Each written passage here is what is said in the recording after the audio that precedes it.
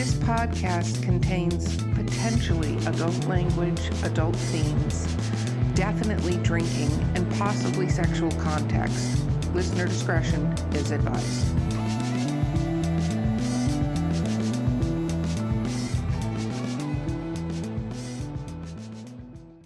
Welcome to Literary Briefs episode. I'm Erica Lance. And I'm Valerie Willis. And with us today is David Brin. Woo!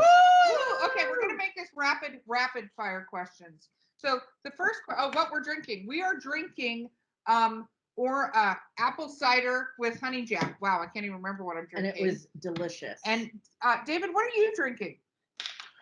Well, I brought down my 45-year-old bottle of Johnny Walker Swing, but it's before noon in California, so I'm limiting myself to a little shot of port, which is so civilized. It's very civilized, way more civilized than we are, so Yes, I'm impressed. Yes. Okay, rapid fire questions. What is your favorite book? My favorite book of all? Board of the Rings. Board of the Rings? Board of the Rings.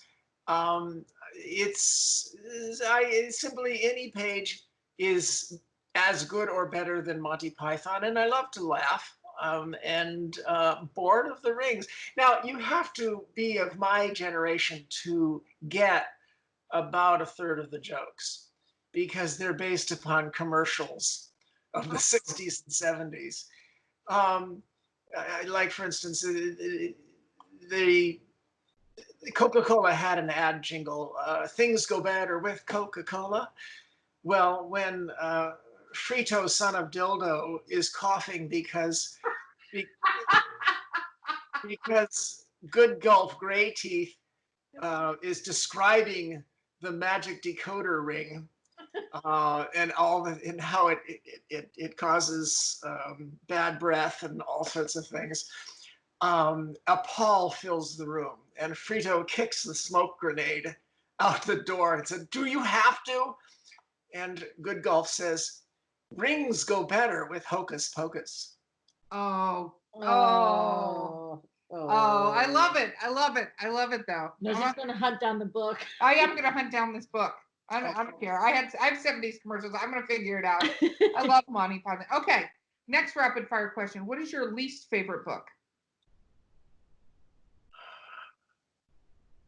Well, I mean, Oswald Spengler's Decline of the West, stupid thing, back in 1920, predicting that the West would immediately decline when our best days were ahead, through horrible crises. I have to tell you that probably the one that does the most harm, that would surprise everybody, and I'm the only one to say it, is Orson Scott Card's Ender's Game.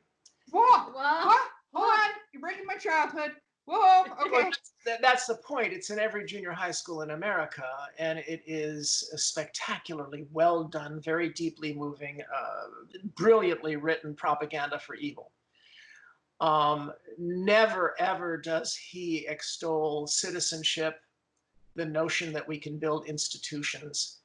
Always the lesson is hand things over to a demigod. Our institutions will always fail. They'll always be corrupt. They'll always be evil. Now, it happens in the action of Ender's Game. The institutions do perform evil, and his demigod is probably the most soulful, decent, and wonderful, and warm and kind demigod possible. And he's very persuasive about that. And that's the point. You want to hand all power over to Ender, because he's the only hope for goodness and decency. You want to hand all power over to a demigod. Wow. So you see, he's not saying, he's not showing Sauron or, some dripping things, give me power. No, Ender keeps chiding us, saying, you should govern yourselves better. I don't want the power. I have to? Oh, this is going to hurt me more than it's going to hurt you. Ow! And he's pain, and he's so deep.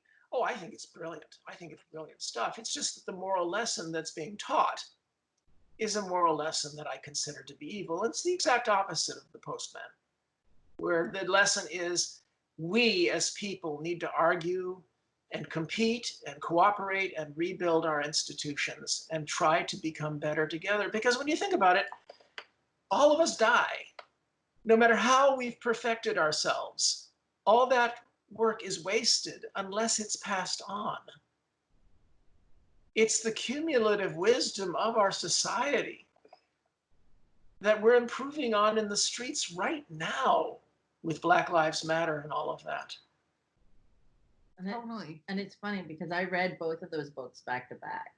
Well, there's more than two. Right, but Oh, you mean the Postman and Ender's Game? Yeah, and I always thought Ender's Game was what I would consider, because there's always fantasy and then there's dark fantasy, which is like this sense of hopelessness, and that's sort of the feeling I got with Ender's Game, where the Postman less so. So like and I don't know like how to describe. I took something from both pieces, but there were different perspectives. I didn't get the sensation that I should hand everything to good, but good is going to struggle and get beaten up more is basically what I came away from both books. Yeah, well, look, if we ever face a situation where we must hand power over to a demigod or restore feudalism or, top-down hierarchy, pyramidal hierarchy, I hope it's a guy like Ender. For one thing, he's soulful and when warm and kind. For another thing, he won't enjoy it. Yeah. And if we're going to be dominated by some demigod, I hope he doesn't enjoy it. That's true. What is your favorite character? Like in a book, what is your favorite character? Of mine? Let's do of yours. What is your favorite character? Well, I mean, look, the astronaut Teresa Ticana in Earth is unstoppable. Maya, my character in Glory Season, is the indomitable daughter. Of course, my daughter has a 2nd-degree black belt, but she's the young woman who perseveres. Gordon in The Postman is the dreamer who never gives up. But I suppose my favorite character would be Fiben, the chimp in the Uplift War. I could pick him up by his ankles and beat him against a wall for 20 minutes, and he'd just come up snarling and scrapping and fighting, and come back for more. And I did. I put that little guy through. I put that little guy through hell. Off an unkillable character, or is that what you're? And he winds up getting both the girls, so that's fine. Well, what about? Do you ever have difficulty writing characters? Like, do you ever start to write a character and find that it's difficult getting into that perspective, or do you have to go ask advices? I have some difficulty with villains because mine tend to be a bit too rational. And well, I mean, everybody in my novels has a tendency to be a little bit too rational. I think that's a legitimate complaint.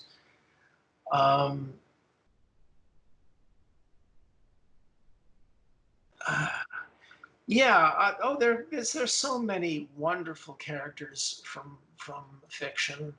I think Anne McCaffrey had wonderful characters in her Dragon. Though Anne would always get very angry when you called her a fantasy author. Really? Absolutely. It would make her furious. She would say, I am a science fiction author. And absolutely, it was absolutely true. Right. Her stories had dragons. They were set in medieval settings. They were feudalism. There were bards singing and crafts and weaving and all this. There were pages after pages of crafts and weaving. And yet, absolutely was science fiction, because her dragon riders and the people in this crushed human feudal society eventually find out that their ancestors once had traveled between the stars and had universities and spaceships and printing presses and flush toilets and pharmaceuticals. And the one thing that makes it science fiction and not fantasy is they want those things back. And they'll have lords and ladies because in their crushed society, it had to become pyramidal. It had just to even survive. It had to become feudal for a while. And they'll continue some of these traditions, doff their hats to the lords and all that, if they don't get in the way. If they get in the way of getting universities and flush toilets back, they will be grease spots. And that is what makes the Dragon Riders series science fiction. It's not the furniture. It is the sentiment that things change. And that if they change for the worse, how might we cope? If they can change for the better, how can we cope with the things that would prevent it? And that is the fundamental break between science fiction and the mother genre. That's a great example. I mean, if anything that a lot of people either classify as both, it would be Anne McCaffrey's work. I had a question. So you say you write rational villains. Who are your favorite villains? Like in stories, who are your favorite villains? Alan Rickman in Die Hard. Oh, man. I'm more than just a thief. I'm an exceptional thief. There's a great Netflix show that talks about the making of that movie and then putting it up and the casting and how like the original poster didn't have Bruce Willis on it because he had done Moonlighting. And they were like, this will never sell if we put Bruce Willis on the, like, there's a whole thing and it talks about Alan Rickman taking this villain role and how iconic this movie has become when it was really kind of a cheap piece of crap movie that they were throwing together. Like, you know, the concept that, you know, these things would take over this high. Anyway, it's a really. It's just like Rutger Hauer in Blade Runner. I mean, Right. The villain roles offer real possibility for acting in movies. The dichotomy isn't as great in novels, but in movies, all the good lines go to the villains. It does. I mean, the job of the hero is like Bruce Willis to say, "Oh yeah," and yippee-ki-yay. You know, it's because people don't like their junior high school teachers who gave speeches. So you give speeches to the villains because the audience loves to hate that. They hate being lectured to. You know, you can be tongue-tied, but you can always go back at them saying, "Oh yeah." That's true. Yeah. That's very true. That's very true. I've always thought that I personally love villains when they make them super bad and don't give them a redeeming quality. I kind of hate it when villains have these super redeeming qualities and people are like, "Oh," I'm like, "No, this is a horrible person." Like the Sword of Truth series had a bad guy in it that was one of the priests or whatever, and he was a pedophile, and he was just a horrible. There was literally nothing redeeming about him. He was just pure embodied evil. Most of the villains in that series were unredeemable. Yeah, but there you go. I don't think you learn anything from that. Whereas what I think is that I think it's important to understand the rationalizations of history's villains, because a lot of them didn't think they were villains, or understand what made something go wrong. Everywhere Napoleon's armies went and stayed for a year, the Jews were out of the ghettos wearing the same clothes as everyone else. The peasants were freed. urban businesses flowered and the farmers got their own land. Yet he was remembered as a tyrant because above a certain level, he was tyrannical when it came to his own power and his own family's power. And below that, he thought of himself as a servant of the revolution, spreading the revolution. Now, that kind of complexity is, I think, tremendously more interesting than Hitler. As Hannah Arendt pointed out, you know, the banality of evil, how banal it can be in its just unsapient and bureaucratic and obsessive cruelty when well, I mean, look at what's going on today, the toppling of Confederate statues. I mean, Robert E. Lee is an interesting character. I mean, the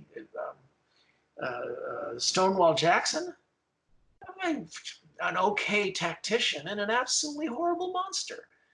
Yeah. But those subtleties were available. We could have negotiated over those 10 years ago. We could have come to a new, but because everyone was on that side was so obstinate, they're all coming down, including Lee.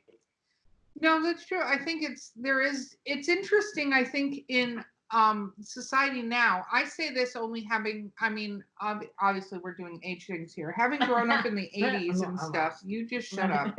Having grown up in the 80s and also growing up before the internet was really a big thing, before cell phones were a big thing, you know what I mean? Like it was a different mode of operating and also a different communication.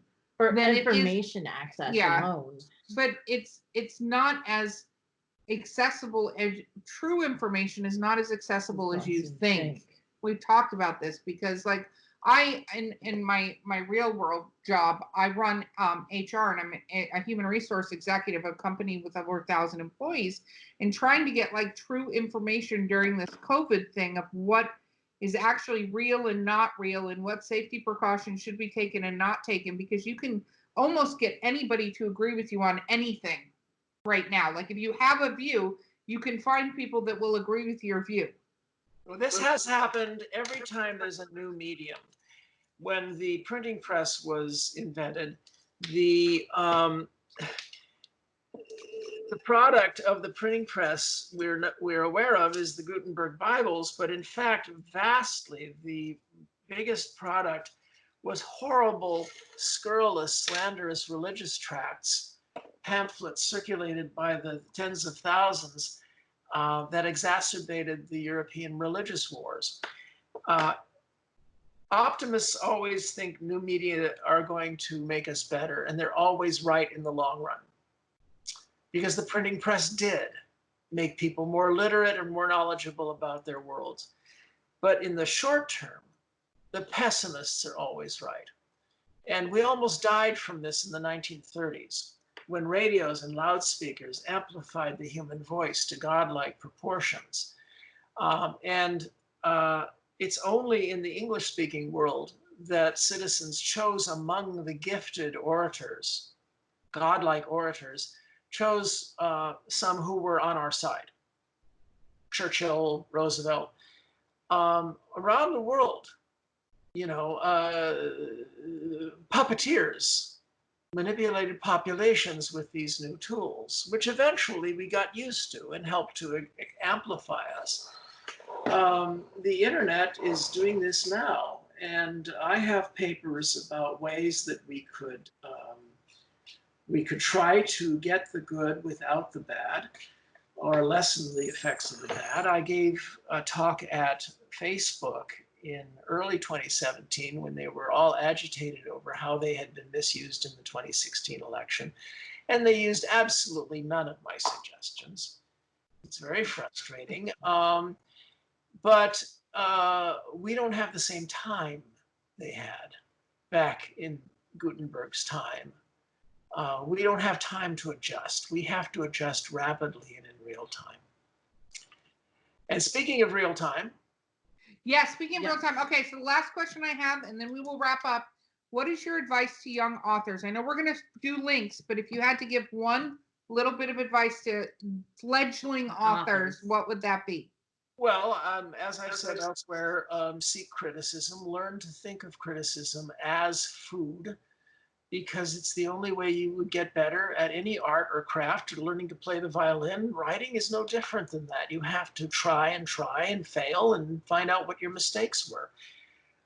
Workshop, try to develop an ear for dialogue and develop these prefrontal lobes, because they're what enable you to put yourself in someone else's shoes.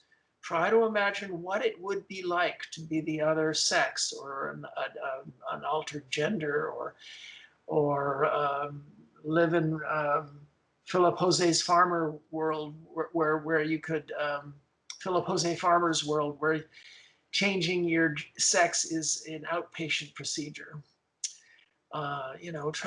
That's what science fiction is good at. You imagine the challenges to your perception of who and what you are that could come about as a result of just change. Awesome. Thank you so much. We can find you on your website, davidbrin.com, and you have a Contrary Brin, which is your blog. We're going to list all of this, but that's how people reach you, correct? Yes. Perfect. Wonderful. You have been amazing. Thank you for being on this podcast with us. I've been Erica Lance. I'm Valerie Willis. And I'm impressed. Thank you very much. Thank you. Awesome. It was wonderful having you. All right. Bye. Bye.